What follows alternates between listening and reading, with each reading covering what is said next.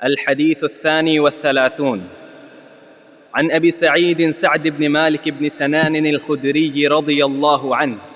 أن رسول الله صلى الله عليه وسلم قال: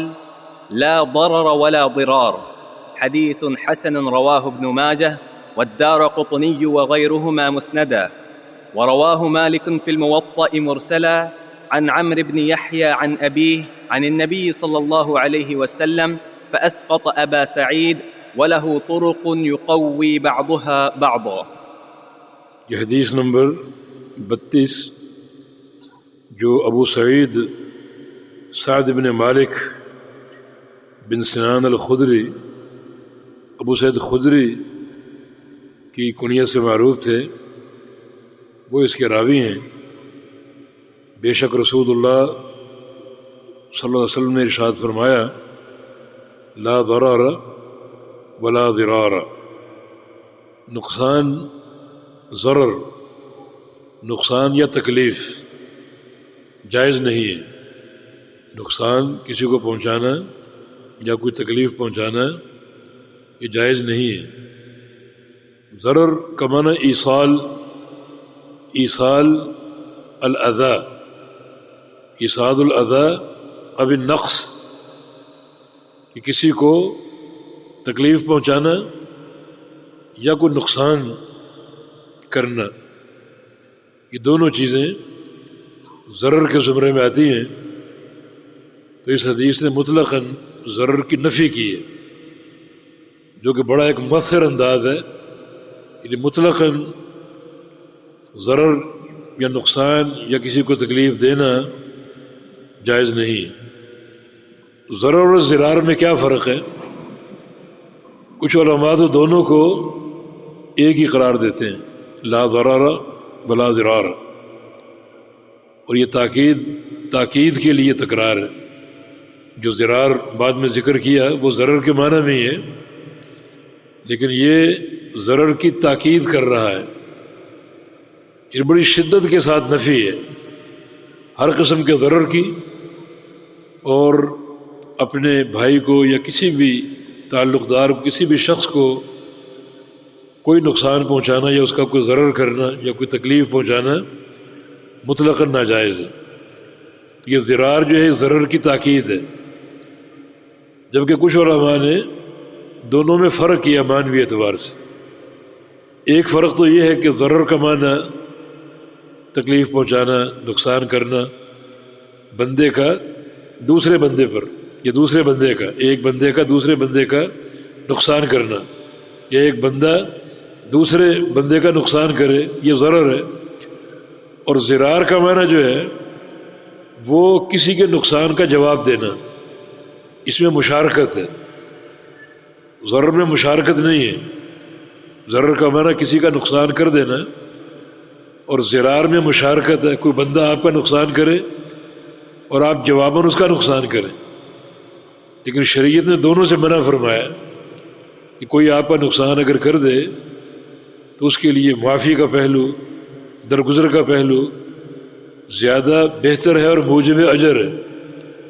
اور اس کے جواب میں آپ اگر نقصان کریں گے تو پھر یہ جو چیز پکڑ کا باعث بن سکتی ہے۔ اور جو شریعت کا ایک مقصد ہے کہ معاشرے میں امن قائم ہو اور معاشرہ فتنے سے بچے اور سلامتی پر استوار پائے، اس مقصد کا حصول اس حدیث پر عمل کرنے سے ہوگا کہ نہ ضرر بہتر ہے اور نہ ضرار بہتر ہے۔ ضرر کا معنی کسی بندے کا دوسرے بندے کا نقصان کرنا، اور ضرار کا معنی کسی نے آپ کا نقصان کیا تو اس کے نقصان کا جواب نقصان کی شکل میں یا تکلیف کی شکل میں دینا، یہ درست نہیں ہے۔ ایک فرق یہ بھی ہے کہ ضرر اور ضرار، ضرر وہ نقصان یا وہ تکلیف ہے جو بغیر قصد کے کسی کا ہو جائے، ارادے کے بغیر۔ آپ سے کسی کا نقصان ہو گیا، آپ کا ارادہ نہیں تھا، اس صورت میں تلافی کی جا سکتی ہے اس سے معذرت کر کے، معافی مانگ کر، تاکہ اگر دل میں کوئی بات آتی ہے تو دور ہو جائے۔ اور ضرار وہ نقصان جو آمدن کیا جائے، جان بوجھ کے کیا جائے۔ تو شریعت نے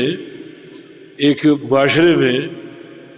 ہر طرح کی سلامتی سکون پیدا کرنے کے لیے ایک ذری قاعدہ ہمیں عطا فرمایا ہے کہ ہر بندہ اپنے تصرفات کو، اخلاقیات کو، اپنے اعمال کو، اپنی گفتار کو، زبان کو، اپنے کردار کو اچھی طرح اپنے لحاظ میں رکھے اور چیک کر کے رکھے کہ اس کی ذات سے کسی کا نقصان نہ ہو۔ ہر شخص اگر اس حدیث کو پکڑ لے اور اس پر عملی جامہ پہنائے تو معاشرہ بہت ہی پرسکون ہو جائے گا۔ اور یہ حدیث بڑے وسیع معنی پر قائم ہے، کیونکہ انسان ہر طرف آپ کو ملیں گے، آپ کے پڑوس میں، سفر میں، حضر میں، آپ جہاں بھی جائیں گے لوگوں کا ساتھ آپ کو ملے گا، تو اس ساتھ کو اس طرح آپ گزاریں اور نبھائیں کہ آپ کی ذات سے کسی کو نقصان نہ پہنچے۔ تو لا ضرر ولا ضرار، یعنی یہ لا اور ضرر اس کا اسم ہے، خبر اس کی مذکور نہیں ہے، کیونکہ خبر معروف ہے۔ مثلا آپ یہ کہہ سکتے ہیں کہ لا ضرر جائز، کہ ضرر جائز نہیں ہے، کسی کا نقصان کرنا یا کسی کو تکلیف دینا جائز نہیں ہے۔ اس لیے رسول اللہ علیہ وسلم کی ایک حدیث ہے کہ سچا اور حقیقی مسلمان وہ ہے جس کے ہاتھ اور زبان کی تکلیف سے لوگ محفوظ رہیں،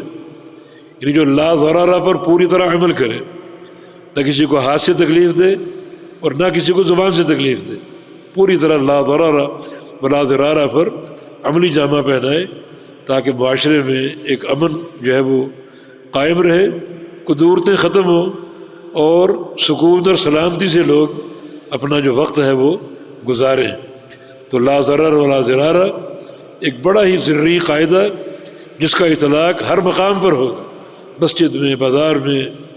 کاروباری مرکز میں، گھر میں، اپنے اہل خانہ کے ساتھ، دوسروں کے ساتھ، کوئی بھی لوگ، کوئی بھی شخص ہو، یہ آپ کا ایک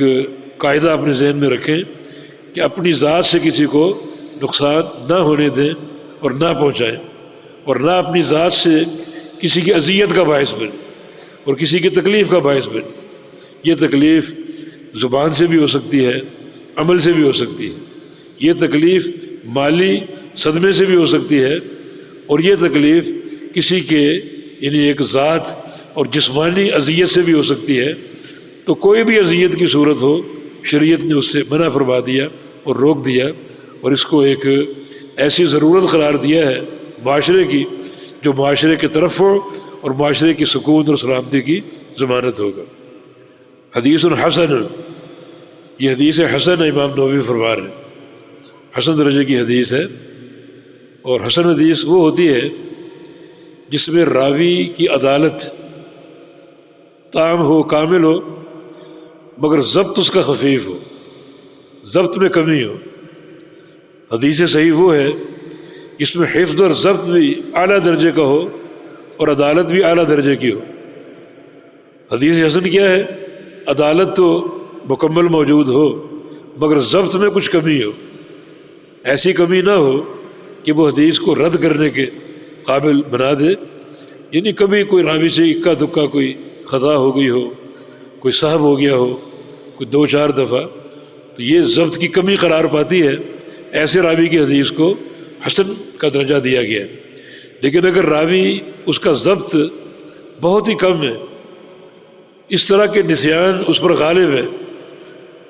تو اس قسم کے راوی اگر ان کی سند کو، ان کی حدیث کو اس قسم کے دیگر راویوں کی حدیث سے تقویت مل جائے تو پھر وہ حسن لغیرہ کے درجے پر پہنچ جاتی۔ ان بہت سی حدیثیں جن میں ضبط کی کمی ہو اور ایسی کمی ہو کہ وہ ضعف کے قریب ہو معاملہ، تو وہ کئی اسانید جمع ہو کر اس کی تقویت اور مضبوطی کا باعث بن جاتی ہیں، تو اس کو حسن لغیرہ کہا جاتا ہے۔ تو امام نووی فرماتے ہیں کہ یہ حدیث حسن ہے، اور اس کو امام ابن ماجہ نے روایت کیا، دارقطنی نے روایت کیا، وغیرہما، اور بھی محدثین نے روایت کی ہے مسنداً پوری سند کے ساتھ۔ وہ رواہ مالک فی الموطا، اور امام مالک نے موطا میں اس کو روایت کیا مرسلاً مرسل سند کے ساتھ، عن عمرو بن یحییٰ عن ابیہ عن النبی صلی اللہ علیہ وسلم فاسقط ابا سعید۔ امام مالک کی روایت میں ابو سعید کا واسطہ کہ وہ ساقط ہے، ابو سعید خدری اللہ کے نبی کے صحابی ہیں، اور اگر تابعی قال رسول اللہ کہے تو وہ حدیث مرسل کہلاتی ہے، اگر صحابی کا واسطہ حذف کر دے، کہ تابعی کا مطلق قال رسول اللہ کہنا وہ حدیث مرسل کہلاتی ہے، اور مرسل حدیث ضعیف ہے، قابل قبول نہیں ہے، ضعیف اقسام کی میں سے ہے اور قابل قبول نہیں ہے، مگر فرماتے ہیں کہ وَلَهُ طُرُقٌ يُقَوِّي بَعْضُهَا بَعْضًا، اس حدیث کی اور بھی اسانید ہے اور بعض سندیں دوسری سندوں کو مضبوط کر رہی ہیں اور ان کی تقویت کا باعث بن رہی ہیں، لہذا یہ حدیث ثابت ہے اور قابل قبول ہے۔